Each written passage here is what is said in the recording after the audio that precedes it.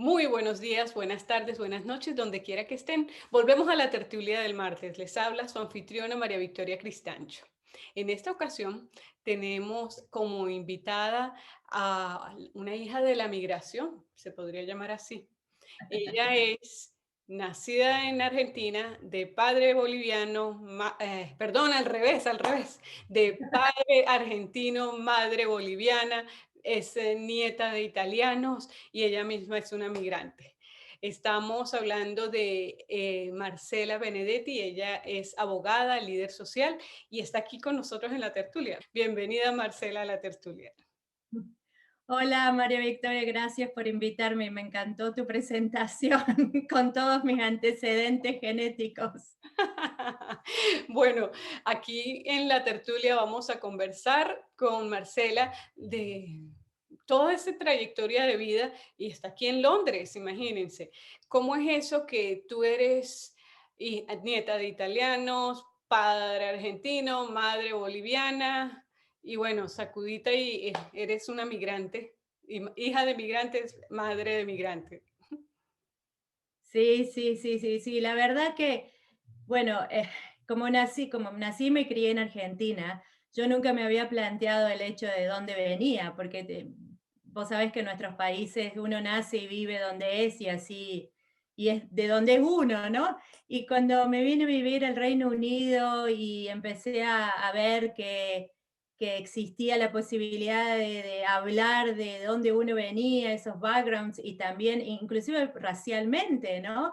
Que ahí es como que me empecé a investigar y me empecé a dar cuenta, yo soy el producto de una migración y yo soy una inmigrante, pero además soy el producto de una inmigración. Entonces, así fue eso. Mis bisabuelos, como muchos inmigrantes italianos, llegaron a Argentina a fines del siglo XIX.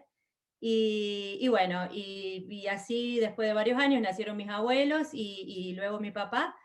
Y cuando mi papá se recibió de abogado en la Universidad de Córdoba, quiso hacer el famoso viaje del Che Guevara, de irse a viajar por toda Latinoamérica.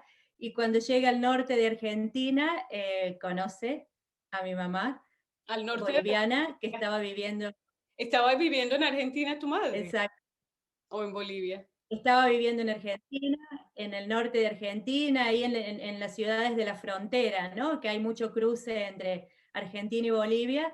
Y bueno, ahí surge la historia de amor y bueno, y ahí nazco yo también, yo nazco en el norte de Argentina. Y bueno, mis padres siguen juntos hace 46 años. Y luego, cuando yo era una bebé, decidieron ir a vivir a Río Tercero, que es la ciudad de donde nació mi padre y donde yo me crié, de donde yo me considero que vengo. Guau. Y bueno, así es la historia. Bueno, te hago una pregunta que siempre nos hacen cuando venimos y tenemos tanto. ¿De dónde te sientes tú? Sí, sí, eso es muy interesante que me lo preguntes, porque mira, fue cambiando en la vida, ¿no? Con experiencias de la vida. Al principio, si me preguntabas hasta los 20 años, 100% Argentina. Cuando tenía 20 años me fui a vivir a Bolivia, viví 9 años en Santa Cruz de la Sierra, un año en La Paz, y entonces ahí como que empecé a ver toda la parte de mi identidad boliviana, ¿no? Porque mi mamá, mis tías, mis primas, todas bolivianas, muchas mujeres. Y yo fui a la universidad ahí, entonces tengo muchos amigos en Bolivia y mi hijo nació allá también, entonces como que dije, no, yo acá no soy 100% argentina, yo acá tengo una mezcla.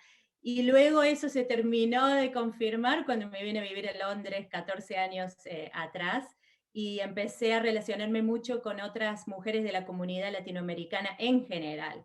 Entonces mis mejores amigas en el momento son de Chile, de Colombia, de Uruguay, de Venezuela. Entonces como que me empecé a sentir más y más latinoamericana.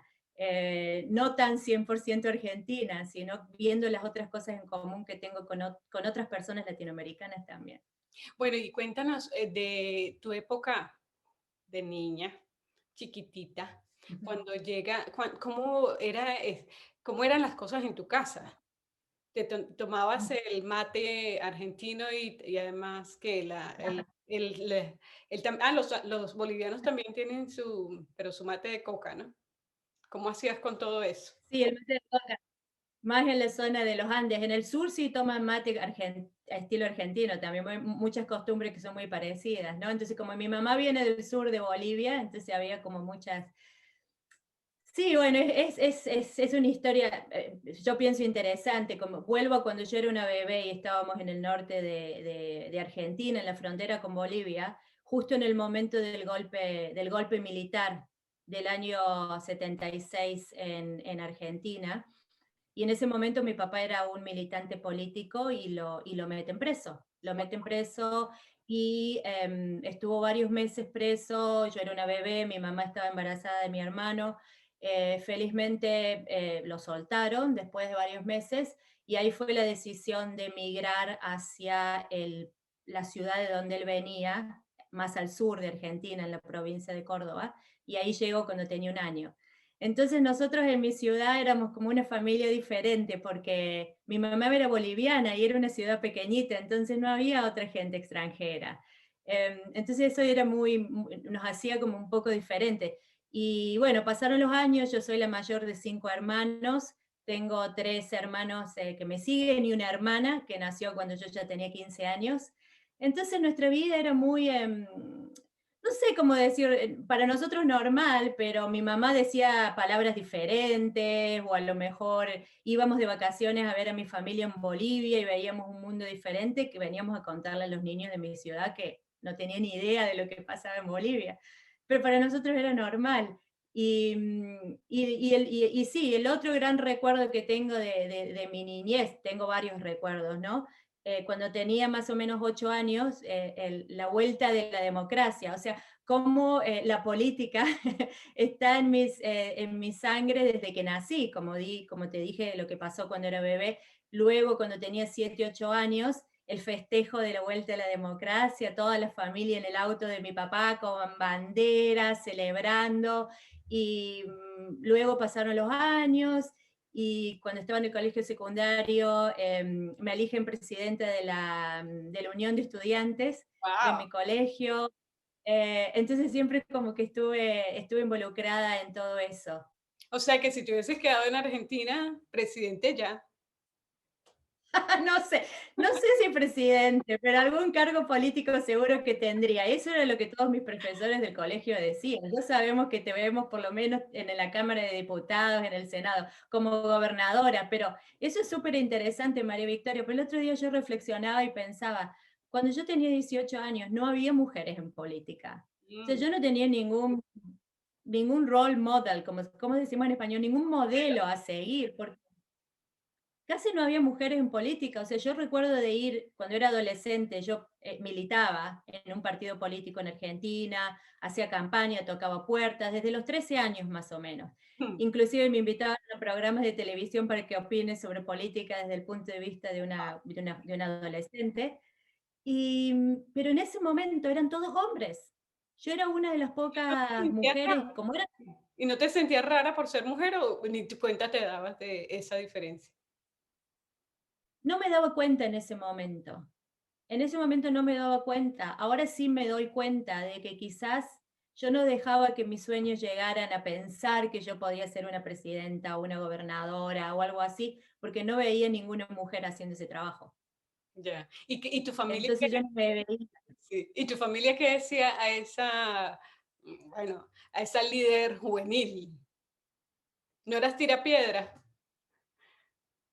No, eso no llegué a hacer. Siempre fui muy, ¿cómo decir? Siempre me gustó juntar a la gente más que, más que separar. Entonces lo que decía mi familia. Yo tenía muchas inquietudes cuando era adolescente. O sea, yo era la mayor de 5 hermanos, como te cuento. Entonces estaba acostumbrada como a liderar. Es lo que me tocó hacer desde que era muy pequeña en casa, ¿no? Y después era bailarina, iba a clases de ballet, a clases de danza y me dedicaba mucho a eso también. Era buena alumna. Entonces era como que mi familia estaba acostumbrada a que yo tenía muchas como inquietudes y que me gustaba participar en todo. Y me acuerdo que cuando, por ejemplo, si mis padres me querían reprender por algo, me prohibían ir a las reuniones del comité político. Eso era lo que hacían. Oye, pero bueno, Yo vamos a recuerdo En esa época, tu papá, que fue el líder político, ¿tú crees que lo que él vivió, obviamente tú estabas pequeñita y si tu mamá lo sufrió, tú ni cuenta te dabas, supongo, pero esa vida política de tu padre influyó en algo, te influyó a ti, tú sientes que haya tenido algo que ver esa formación que tenía él en ti? Sin duda, sin duda. Y no solamente mi padre, mi abuelo, si bien él no participó en un partido político, él por su trabajo, él trabajaba en los ferrocarriles de Argentina y le tocó vivir en varios pueblos. Y a cada pueblo que él iba, él era el fundador de, por ejemplo, la biblioteca, el fundador de un banco para ayudar a los trabajadores ferroviarios. Siempre tuvo esas inquietudes mi abuelo. Luego mi papá como militante en una época muy difícil en Argentina. Por suerte está vivo, muchos ya sabemos que desaparecieron, mi papá no, mi papá. Y luego cuando la democracia volvió, él volvió a militar en política un tiempo. Y hace poquito me acabo de enterar que mi abuela materna en Bolivia también era una líder con gente en el campo. Ella hablaba guaraní, entonces ella era alguien que se podía comunicar con mucha gente en el campo y los convencía de que hicieran ciertas cosas, como que no era una líder con un cargo político, pero ella también tenía esa inquietud o como no sé, ese ángel, digo yo, que se nace con o no. Es difícil de aprender, ¿no? Ella lo tenía también. Bueno, y en estos procesos, eh, el derecho, abogada, ¿qué tiene que ver la política con la abogacía? Sí. Muy buena pregunta, mira, es muy simple. Cuando yo estaba por terminar la escuela secundaria, ya para ir a la universidad, yo en realidad quería estudiar ciencias políticas, pero en la ciudad donde yo podía ir a estudiar, la carrera esa únicamente estaba en una universidad privada y era demasiado caro ir a esa universidad. Entonces, dentro de las opciones que había en la universidad pública, me pareció que derecho era como la más parecida, o la que me iba a dar la oportunidad de poder también desarrollar esa parte política, porque si bien, no sé, en otros países latinoamericanos, pero en la mayoría de nuestros países muchos abogados luego se dedican a la política, ¿no? Vemos que hay muchos abogados, abogadas en cargos públicos. Entonces, como que sí, eso me llamó la atención. Y por eso y un poco el tema de la justicia social, ¿no? Porque yo sabía que iba a estudiar derecho y nunca pensé que me iba a dedicar al derecho corporativo o civil o de contra. Siempre dije, no, me voy a dedicar al derecho de la justicia social, ¿no? Ayudar a quien lo necesite, ¿Lo a los más cumpliste? necesitados, por así. ¿Lo cumpliste? Lo cumplí sin darme cuenta, porque Porque quien esté mirando esto, quien sea un abogado latinoamericano, sabe lo complicado que es trabajar como abogado en el Reino Unido. Nuestros títulos no están reconocidos, entonces yo conozco, trabajando tantos años en Laws, conocí muchísimas mujeres latinoamericanas muy, muy talentosas abogadas y ninguna trabajando como abogada, porque es extremadamente difícil poder hacer esa conversión, pero todas de una manera u otra poniendo en práctica esos conocimientos y encontrando la manera de poder practicar un poco de ese derecho también acá en el Reino Unido. Wow. Bueno, amigos, estamos con Marcela Benedetti, argentina, boliviana, latinoamericana en Londres. Y nosotros, por supuesto, estamos en nuestras redes sociales de La Tertulia. Estamos en YouTube, Tertulia del Martes. Estamos en Facebook de Tertulia en Tertulia, en Instagram, Tertulia del Martes. Y, por supuesto, en nuestra casa de Express News. Así es que búsquenos, denos un gusto, nos gusta, también mándele mensajes a Marcela. Y bueno, Marcela, llegas aquí. ¿Qué tan diferente, qué tan cercana o diferente te has sentido aquí en estos 14 años? ¿Te sientes londinense? ¿Te sientes inglesa? ¿Te sientes británica ahora? 13. Bueno, bueno. Bueno, como esta es mi segundo proceso inmigratorio, diría yo. Y esto creo que hay mucha gente que lo puede entender porque se ha mudado a diferentes lugares. La primera vez fue Bolivia, ¿no? Cuando tenía 20 años, que fue un shock también, porque a pesar de estar en el mismo continente, hablar el mismo idioma y todo, todavía había muchas cuestiones culturales que eran muy diferentes. Entonces ese fue como mi primer aprendizaje. Cuando vine para acá, bueno, por supuesto, aquí tenemos la barrera del idioma. Cuando yo llegué no sabía hablar inglés, sabía lo básico, entonces como que fue muy difícil la adaptación. Y yo lo veo ahora a los 14 años de distancia. Hoy me siento londinense. Hoy lo digo con todas, orgullosamente, es parte de mi identidad. Yo también me siento una latinoamericana londinense, una argentina londinense, pero 14 años atrás no fue tan fácil. Lo que a mí me ayudó mucho fue que inmediatamente llegando me apliqué para ser voluntaria de LORS, Mm. entonces empecé a trabajar apoyando a las mujeres de nuestra comunidad. Y ahí conocí a las que hoy quizás son mis mejores amigas, porque estábamos todas en la misma situación, ¿no? Y eso para mí fue un gran apoyo, porque como que LORS me brindó ese puente entre la comunidad latinoamericana y vivir en el Reino Unido, y la comunidad británica en general o londinense. Entonces eso fue para mí de gran ayuda. Y cuando yo ya estuve preparada, trabajé 5 años en Lourdes, en general, todo el tiempo en el front line, como se dice, todo el tiempo hablando con las mujeres de nuestra comunidad, todo el tiempo apoyándolas y todo el tiempo tratando de ser útil. Y luego cuando me sentí que estaba preparada, salté a trabajar a una organización a nivel nacional, y ahí fue cuando empecé a tener más contacto con gente que hablaba inglés únicamente, y con gente también de otras comunidades migrantes, pero que nos comunicábamos en inglés. Entonces eso fue también, ayudó un poco también a la integración, esa parte. Mira, pero además de dentro de todas las cosas que tienes, eres activista, feminista. ¿Qué es eso? Sí, eso también fue un encuentro, un proceso, ¿no? Una construcción que fui haciendo. Por eso cuando me preguntaste cómo te sentías como única adolescente y una única mujer en esas reuniones con hombres, yo no lo pensaba como que yo era la única ahí o una de las pocas. Cuando llegué al Reino Unido y empecé a trabajar en una organización feminista, y empecé a tener mi propio aprendizaje a través de la ayuda que empecé a brindar a otras mujeres latinoamericanas que la necesitaban, pero también aprendiendo de ellas y aprendiendo de otras mujeres que estuvieron antes que nosotras y que fundaron LORS y que fundaron LAWA y que fundaron otras organizaciones latinoamericanas feministas, es cuando me empecé a identificar con eso, cuando empecé a identificar que ese feminismo que busca esa igualdad, ¿no? Esa equidad entre todos los sexos. Y eso fue lo que a mí me gustó.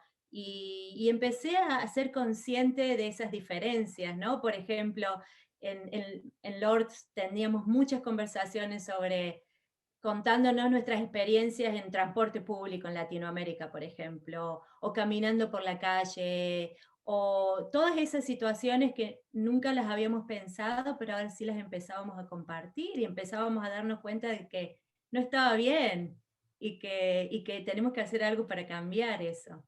Ya, dentro de ese feminismo, cuando se habla de feminismo, sobre todo por los orígenes que eran mujeres muy radicales, mejor dicho, no precisamente, tú hablas de igualdad, antes no se hablaba de igualdad, sino del poder femenino, si se quiere. ¿Tú crees que tú eres una feminista moderna que dejas que te abran la puerta, que te hagan, que te consientan, que te den flores, o prefieres ese radicalismo femenino que existía antes? Sí, no, bueno, no, yo creo que no pasa por el tema, yo creo que pasa más por, ¿cómo lo explico? No pasa por el hecho de ser mujer. Yo creo que el sistema del patriarcado también hay muchas mujeres que practican eso y hay muchos hombres que son feministas también. Entonces no pasa por el tema de sexos, ¿no? Yo, la verdad que yo digo que mientras las personas se sientan cómodas, y si alguien se siente cómoda recibiendo un ramo de flores, está bien. Si alguien no se siente cómoda recibiendo un ramo de flores, también está bien. O sea, es dependiendo de ¿Cómo te cómo sientes tú? cada persona. ¿Y cómo te sientes tú? No, yo me siento comodísima que me regalen un ramo de flores, siempre y cuando sea una persona que yo tenga ese tipo de relación que me pueda regalar un ramo de flores. Lo cual que quizás que cruzaría, donde no me sentiría cómoda de recibir un comentario o algo así de alguien que yo no conozco, de alguien que se toma el derecho de hacerme algún comentario sin conocerme, por ejemplo. Entonces, eso sí. Y pero en general yo creo que como es una elección de cada mujer, como tú bien lo dices, hay muchos feminismos. Y mi feminismo es ese, el feminismo que ve la igualdad, o sea, que ve que haya una equidad, que yo quiero ver más mujeres en posiciones de poder, quiero ver más mujeres en posiciones públicas, quiero ver más mujeres que eligen ser madres o no, quiero ver más mujeres periodistas, más mujeres, ¿me entiendes? Eso es, quiero ver que las mujeres acceden a los mismos espacios de los hombres también, que ese Ahora, es mi tipo de feminismo. ahora, tú eres madre, madre feminista, tienes un hijo varón. ¿Cómo ha sido esa relación tuya con tu hijo? Sí, eso es muy interesante porque yo creo que esa es una de las obligaciones o de las culpas que nos ponen también a las mamás, ¿no? Que si criamos un hijo, un varón, tenemos la obligación de criarlo de manera que respete a las mujeres y que sea un feminista también, pero bueno, eso muchas veces también está fuera de de nuestro poder, porque si bien nosotros podemos crear ese ambiente en nuestro hogar y ellos nos ven a nosotras trabajando, en mi caso trabajando siempre para organizaciones feministas, apoyando a mujeres, después ellos harán sus propias elecciones en el futuro, ¿no? Yo eso es lo que espero que pase con mi hijo, yo espero que él el día que tenga alguna relación o se relacione con amigas, con mujeres de una manera muy saludable. Él y yo tenemos una relación muy cercana porque bueno, nos vinimos a vivir aquí al Reino Unido sin conocer a nadie y crecimos juntos y no teníamos familia, entonces tenemos una relación muy, muy cercana. Y en estos momentos él está estudiando en el extranjero y es la primera vez que nos separamos por tanto tiempo y eso ha sido también muy interesante porque, bueno, ahora nuestra relación es por teléfono y por videollamada y me doy cuenta que ha sido muy saludable que tomemos un poquito de distancia, pero de una manera, como digo, linda, ¿no? Él persiguiendo sus sueños con sus estudios y yo continuando acá con mi vida, con mi trabajo, con mis proyectos, porque eso es lo que yo siempre digo, ¿no? Yo creo que los niños y las niñas, o los niñes, quieren tener una mamá feliz, quieren tener padres contentos, ¿no? Entonces yo digo que una mamá que se sacrifica o que no se realiza o que no tiene sus propios proyectos o sueños, no es útil para los niños porque ellos se dan cuenta de eso y no creo que sea un buen modelo a seguir. Sí. Entonces yo siempre quise preocuparme de tener eso, de ser una mamá presente, pero a la vez también tener mis propios proyectos y mis propias cosas, porque yo sabía que en algún momento Octavio se iba a ir a estudiar como corresponde, yo también me fui a los 18 años de mi casa, y bueno, en ese momento yo tenía que estar preparada con mi propia vida individual, ¿no? Sí. Ahora, por ahí me contaron que estás comprometida. ¿Cómo es eso? Dentro de esa trayectoria, ahora la señorita va a ser señora pronto. Cuenta, Sí, sí, sí. ¿quién es, quién es la víctima? Diría mi papá. Tu papá, ahí está. Sí, mi pareja, mi fiancé, como dicen en inglés, yo no sé, no tenemos una palabra en español, creo, para llamar, Claro, sí. para hacer la diferenciación, ¿no? Entre un novio normal y un novio que ya comprometido para casarse. Tu prometido. Sí, Comprometidos, exacto. Prometido, prometido. Es una historia prometido, ahí está, eso. Yo creo que es como que quedó en desuso un poco en nuestros países, entonces por eso no lo utilizamos tanto. Em, es una historia muy bonita, a mí me encanta contarla porque es como que me Cuéntame, parece porque nosotros que da queremos saberlo todo. Pero antes recordémosle a nuestros amigos de la tertulia que estamos hablando con Marcela Benedetti, es argentina, de madre boliviana, migrante, abogada, líder social, activista política y feminista. Y ahora, la novia de... La novia de Paddy. Sí, a mí me gusta hablar de nuestra historia porque, bueno, que yo tengo un hijo ya que tiene 19 años, él también tiene hijos grandes, entonces quiero decir que el amor puede pasar en cualquier momento de nuestras vidas, o sea, puede llegar, sí, yo siempre creí que esto podía pasar. Y bueno, nosotros nos conocimos hace muchos años porque nuestros niños jugaban al fútbol en el mismo equipo. Pero claro, en ese No, momento, claro, en ese momento él estaba casado con otra persona y yo estaba casada con otra persona. Entonces nos conocimos como papás del equipo de fútbol. Y luego pasaron los años y un día nos encontramos en el tren yendo a trabajar. Y solamente nos saludamos y empezamos a hablar de los niños, que era lo que teníamos en común, y ahí nos enterábamos que los dos estábamos divorciados. Y empezamos a hablar y eso yo creo que esas conversaciones, nos veíamos esporádicamente cada 3 o 4 meses, duraron como 2 o 3 años. Y bueno, hasta que llegó un momento en que a mí, yo un día lo vi, empecé a conversar con él y me quedé pensando y digo, este hombre es muy interesante, yo por qué antes no me había fijado en él, ¿por qué no me había dado cuenta? Y me acuerdo que llego a mi trabajo y digo, "Ah, le voy a escribir un email", porque no teníamos ni siquiera el número de teléfono, teníamos el email del email de los padres del equipo de fútbol. Y lo voy a invitar a tomar un café, wow, así. feminista al fin. Sí, yo dije, bueno, yo en ese momento pensé, él está loco si me dice que no, la verdad, me va a decir que sí. Entonces, así fue. Y yo le mandé un email, pero lo más gracioso de esta historia, y esto les va a gustar, es que él en ese momento estaba trabajando en la campaña política del actual alcalde Sadiq Khan en el 2000 Era la primera campaña. en la primera campaña. Entonces él estaba, en ese día que yo le mandé el email, él estaba con Sadik, estaban trabajando los dos solos en el transporte público, y él mira que le llega este email de mi parte, y la primera persona que se entera que teníamos una cita fue Sadik. O Ah, sea, lo primero que dice es que él, como él se puso, Paddy se puso tan contento con el email, nunca pensó que yo le iba a invitar a tomar un café, que no pudo aguantar y le contó a su jefe. Ahí nomás el jefe le dice, ¿qué te pasa que estás tan contento? Y dice, no, es que una de las mamás del equipo, que no lo puedo creer, que me acaba de invitar a tomar un café. Así que esa es la historia. Bueno, y de ahí desde ese café a hoy, ¿cuántos cafés se han tomado?